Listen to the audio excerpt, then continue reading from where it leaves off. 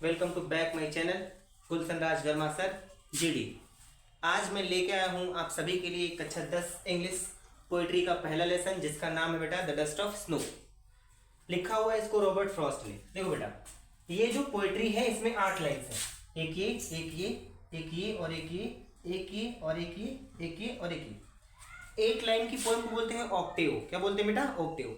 जैसे 14 लाइन की पोएम को, 14 लाइन्स की कविता को बोलते हैं सोनेट, वैसे ही बेटा 8 लाइन की पोएम को बोलते हैं ऑक्टेव। ये जो ऑक्टेव है इसको लिखा हुआ है रॉबर्ट फ्रॉस्ट ने। इसकी समरी पे पहले बेटा ध्यान देते हैं। ये जो रॉबर्ट ली फ्रॉस्ट होते हैं, ये एक बार टहलने के लिए निकलते हैं और जिस जगह पे इनका घर होता है, जिस जगह पे ये रह रहे होते हैं, वहां पे बर्फबारी हो रही होती है। बर्फबारी क्या होती है बेटा? बर्फ का गिरना। कुछ ऐसे कंट्रीज होते हैं जहां पे ठंडी बहुत अधिक होती है, वहां पे बर्फ गिरती है, जैसे हिमाचल है ना, जम्मू कश्मीर। अब जम्मू कश्मीर जैसे किसी एक स्टेट पे ये होते हैं, किसी एक जगह पे ये होते हैं और वहां पे बर्फबारी हो रही होती है। एक टाइम में होता क्या है, ये सुबह सुबह टहलने के लिए निकलते हैं और टहलने के लिए जब ये निकलते हैं तो रास्ते में एक पेड़ लगा होता है और रास्ते में जो पेड़ लगा होता है उस पेड़ के ऊपर एक कौवा बैठा होता है।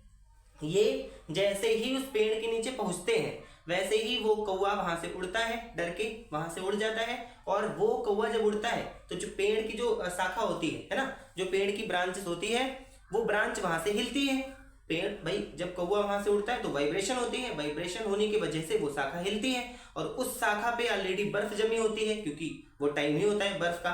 बर्फ जमी होती है तो वो बर्फ जो होता है, वो जो बर्फ होती है वो लेखक के सर के ऊपर गिर जाती है और लेखक एकदम बहुत ज्यादा मतलब बहुत ज्यादा हैप्पीनेस वाली लेखक को फीलिंग आती है। लेखक एकदम आनंदित हो जाता है और कहता है कि मैं दिन में कभी भी अगर उदास होऊंगा तो मैं ये याद करूंगा कि मॉर्निंग टाइम में टहलने के लिए निकला था और एक कौवे ने मेरे ऊपर बर्फ की धूल गिरा दी थी। चैप्टर देखते हैं। लिखा हुआ है the dust of snow, Robert Frost ने लिखा है the way a crow shook down on me the dust of snow from a hemlock tree. दा का मतलब बेटा कुछ नहीं, ता होता है मतलब बेटा एक, और क्रो का मतलब कौवा। क्रो का मतलब बेटा कौवा।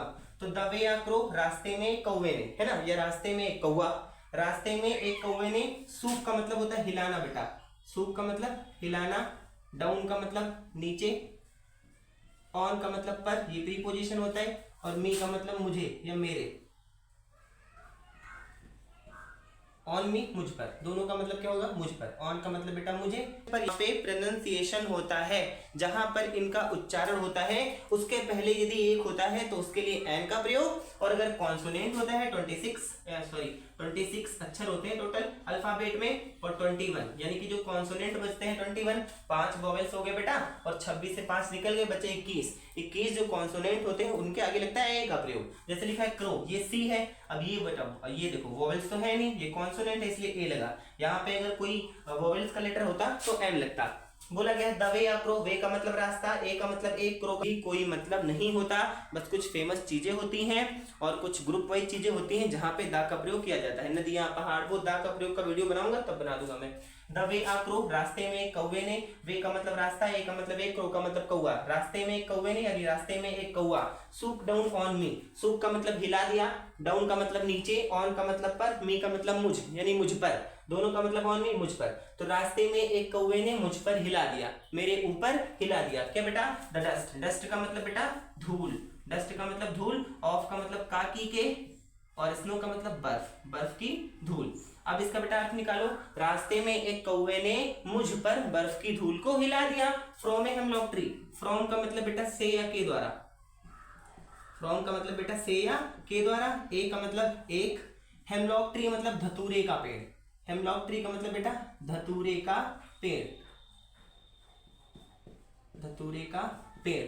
तो बेटा अब ये 4 लाइन की पोएम्स का अर्थ निकालते हैं। द वे आ क्रो, रास्ते में एक कौवे ने, सूप डाउन ऑन मी, मेरे ऊपर हिला दिया, द डस्ट ऑफ स्नो, बर्फ की धूल, फ्रॉम ए हेमलॉक ट्री, धतूरे के पेड़ से, यानी कि रास्ते में धतूरे के पेड़ से एक कौवे ने मेरे ऊपर बर्फ की धूल हिला दिया। क्लियर बेटा? अगला बोला गया has given my heart, given का मतलब देना, दिया, सेकेंड फॉर्म दिया, माई का मतलब मेरे, हर्ट्स का मतलब दिल को, हर्ट का मतलब दिल, ए का मतलब एक, चेंज का मतलब परिवर्तन, चेंज का मतलब बेटा परिवर्तन, ऑफ का मतलब काकी के, मूड का मतलब होता है दिमाग की भावनाएं, मूड का मतलब बेटा दिमाग की भावनाएं। कहते नहीं, कभी कहते हैं कि बड़ा मतलब मूड सही है, चलो कहीं घूमने चला जाए, तो यार मूड खराब है, बात ना करो हमसे। भाई मूड का मतलब होता है दिमाग की भावनाएं, कभी खुशी कभी गम।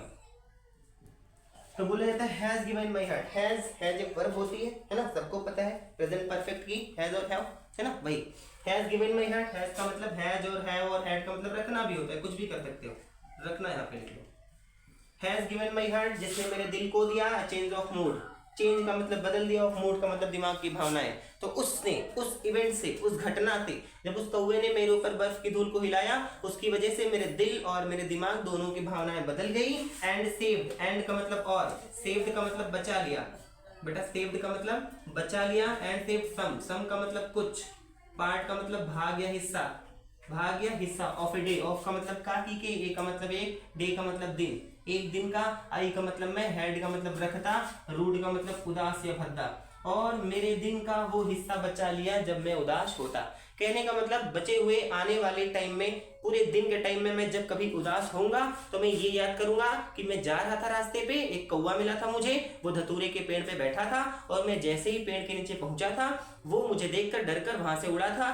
जो वो पेड़ की शाखा थी उस पर वाइब्रेशन हुई, और उस वाइब्रेशन की वजह से जो उस पर बर्फ की लेयर जमी हुई थी, बर्फ की जो परत, जो बर्फ की धूल, वो मेरे सर के ऊपर गिर गई थी। एकदम मैं एकदम बड़ा एंजॉयमेंट में फील कर रहा था, बड़ी फ्रेशनेस वाली फीलिंग आ गई थी। और वो कह रहा है कि दिन में मैं कभी भी अगर उदास होऊंगा, किसी कारणवश कोई काम का टेंशन होगा, तो मैं ये याद करूंगा कि सुबह सुबह मैं टहलने के लिए निकला था और एक कौवे ने मेरे ऊपर बर्फ की धूल को हिला दिया था। Thank you so much.